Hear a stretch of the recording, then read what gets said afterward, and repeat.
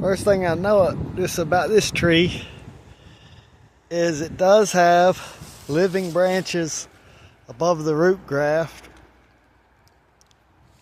Now sometimes the tree just breaks dormancy unevenly. Like the top of all this might be dead. Oh, it's looking like it's pretty dead. It looks dead. It looks maybe like part of that might be partly alive. Nope, that looks pretty dead.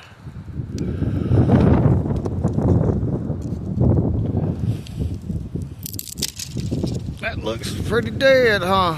So, what I'm gonna do, I'm gonna pause it for a second. I'm gonna play it.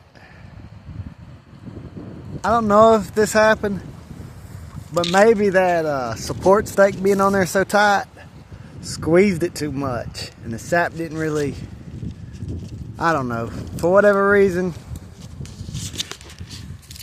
I've got part of the good fruit part of the tree above the root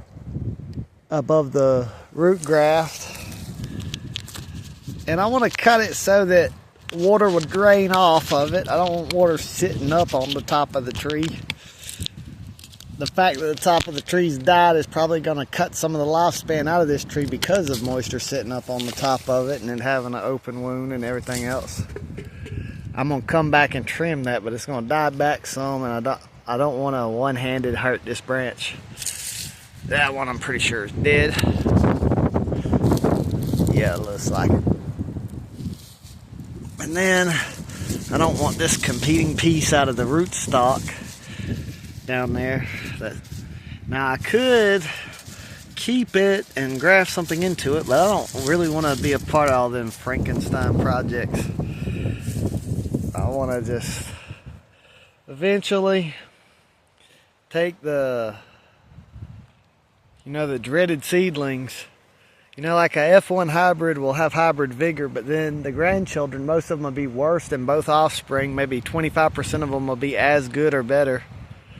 And it takes a while. Like Silver Queen is a F1 hybrid. It takes a while to get a fixed heirloom breed. But I want to take those risks and mix these good varieties together and plant seedlings and cull them out and everything. But what I started with was bought from hardware stores, and it's different fruit varieties grafted on the good root stalks. Now this one looks like it died all the way above the root stalk. Now before I go cut that off, I need to make me a label and mark that tree as a rootstock tree so I'll know to use it to graft these other varieties in. I know I just said I didn't want to be a part of that Frankenstein work, but I might just dig out this whole tree. But I know that is a good rootstock. And sometimes it's worth it to keep them in your orchard, because let's say it doesn't make good fruit, but it's good at living there, it's good at not having diseases. And these peach trees need another variety to be fertile, to cross-pollinate with. So if nothing else, it's making pollen that can blow in the wind, or bees and everything could make all these other trees fertile. But if I've got multiple fruit-bearing varieties that are doing that, obviously that's better. This is just a variety that's out here on the edge, shaded more, and it just ain't woke up yet. It looks alive all the way to the top of it to me. I'm gonna dig down here a little bit. It looks like this tree's planted a little bit deeper than it's supposed to be. And there we go. I'm gonna cut that off. So there's it's a little small, but that's what we used to get disciplined with, a peach tree switch.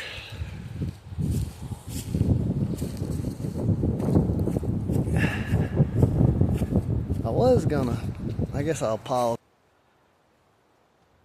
Same thing over here. Got another sucker to cut out. I don't cut the suckers out in the winter time because I don't know if I'm gonna have a dead tree and wind up using it as a root stock. But now I know it's alive above. I'm gonna cut them parts out. The compost update, the compost I started in January, it's not broke down all the way.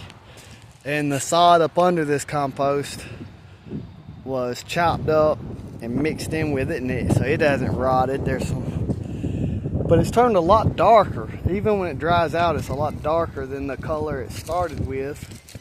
The grass and the pine bark. And I think I might just keep it spread thin like this, not all the way composted, but most of the way, and just start another compost pile on it. I've also thought about just leaving it here to improve this soil and starting it another one somewhere else. I've thought about keeping half of it and making a new pile with it, and just,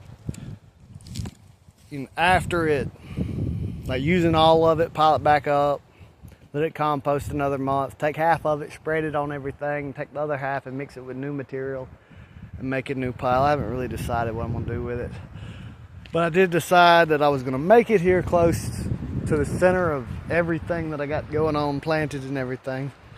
A lot of red onions growing, the wind's blowing everything everywhere.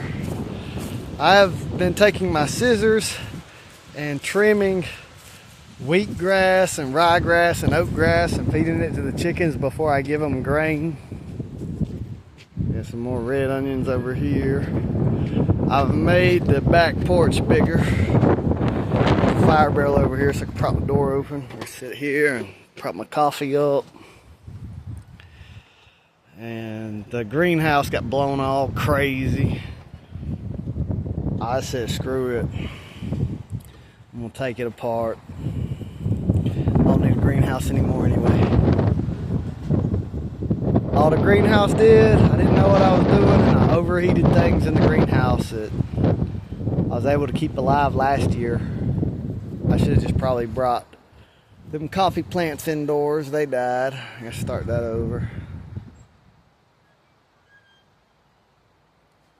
But I've built more chicken pens.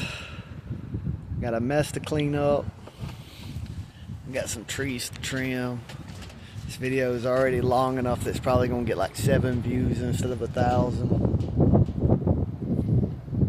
So for everybody that's like older, that's got an attention span, which I know, why give your attention to something that's boring? There ain't a lot going on in this video. Like cardboard is to suppress weeds until Brittany plants her flower garden. We plant the flowers and move the cardboard over. Eventually I might just compost the cardboard. I got a plug to my garden tub. I used to tilt sideways because water would leak out of it. I used to tilt it sideways to be able to hold more water. Now I got a plug that fits it so I can just fill it all the way up with rainwater. I got that cage chicken pen there with a bunch of, between these two chicken pens I've put wood, plywood and tin and stuff to shade the middle area of it. I got 4 pens with 4 roosters, each having 3 hens. I have 12 eggs that are matched the way I want them matched, you know, that are about to go in the incubator and make some more hens for these roosters. The extra roosters are really probably all just gonna get 8. If you would like to save their life, you can buy them. Otherwise, they're probably gonna get 8. I'm probably gonna eat them. But the hens, they'll keep laying eggs. I got 4 roosters. The next, I don't know, after about 3 or 4 times of eggs going in the incubator, getting the hens up, I might start some F1 hybrid roosters that I keep. But for now, I'm sticking to the roosters I got. But I do want to create more hens. And I'm going to end this video. It's already too long. It's almost 10 minutes. 8, 9, 10.